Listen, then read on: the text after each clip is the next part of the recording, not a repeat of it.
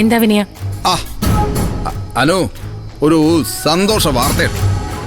ഈ വിനയനെ കൊണ്ട് നിങ്ങൾക്ക് ആർക്കും ഇനി ഒരു ശല്യം ഉണ്ടാവില്ല. വിനയൻ ദുബായിക്ക് പോവുക.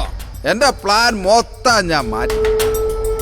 നിന്റെ പ്ലാൻ മാറിയ കാര്യമൊക്കെ ഇവിടെ വന്ന് പറയുന്ന എന്തിനാ? നീ നിന്റെ സൗകര്യം പോലെ എന്താന്ന് വെച്ചാ ചെയ്തോ. ഇവിടെ ആർക്കും അതിലൊരു പരാതിയില്ല. അങ്ങനെ പറയല്ലേ അനു. എനിക്ക് ഷോപ്പ് തുടങ്ങാൻ പണം തന്ന അനുവല്ലേ? ആ പദ്ധതി നടന്നില്ല അനു. പകരം ഞാൻ ദുബായിലൊരു ഷോപ്പിന്റെ പാർട്ട്ണർ ആവാൻ പോവാ. നല്ല കാര്യം. ഞാനിത് അച്ഛനോടും ചീരുവിനോടും പറഞ്ഞോളാം.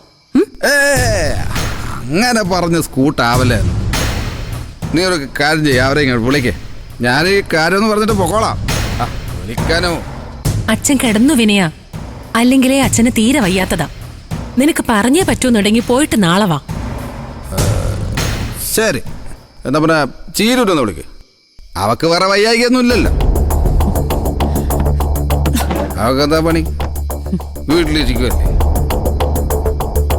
ആ വന്നല്ലോ. എന്തൊരനുസരണം. എടി, ഇത് എപ്പോഴും കാണിച്ചിരുന്നെങ്കിൽ എത്ര നന്നായിരുന്നു. നിങ്ങൾ ഈ നാട്ടിൽ നിന്ന് പോവാന്ന് പറഞ്ഞാൽ ഞാൻ കേട്ടു. അത് സത്യമാണെന്ന് അറിയാനാ ഞാൻ ഇങ്ങോട്ട് വന്നത്. ഞാൻ പോണെന്ന് കേട്ടാ നിനക്ക് സന്തോഷമായിരിക്കും എന്ന് എനിക്കറിയാം. പക്ഷെ വിനയൻ ഒരു പോക്ക് പോകുന്നതല്ല കേട്ടാ. ദുബായിലൊരു ഷോപ്പിന്റെ പാർട്ട്ണർ ആവാൻ പോവുക. ഒപ്പം ഈ ഷോപ്പിന്റെ സർവീസ് സെക്ഷൻ ചാർജും ഈ വിനയനായിരിക്കും. മാസത്തില് മിനിമം സാലറി 3 lakhs. 3 ലക്ഷം.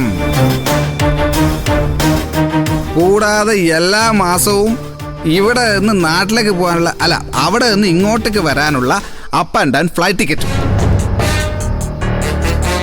എങ്ങനെയുണ്ട്? വിനയന്റെ തലവര മാറുന്നത് കണ്ടാടി നീ. അനു, നീ ഭയങ്കര കൈപ്പുണ്യമുള്ളവളാ.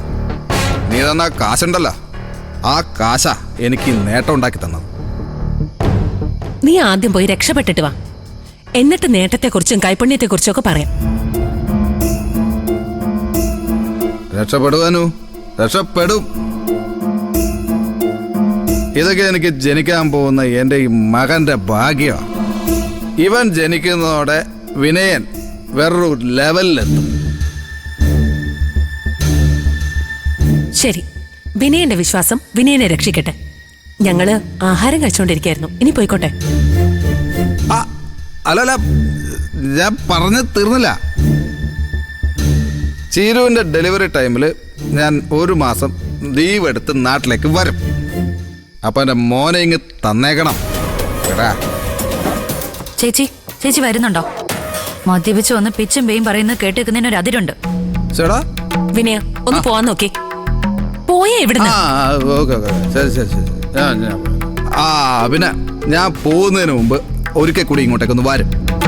എനിക്ക് അച്ഛനെ കണ്ട് അനുഗ്രഹം വാങ്ങിക്കണം, പിന്നെ അനുവാദം വാങ്ങിക്കണം. അപ്പോൾ എല്ലാം പറഞ്ഞ പോലെ ഗുഡ് നൈറ്റ്. Good night.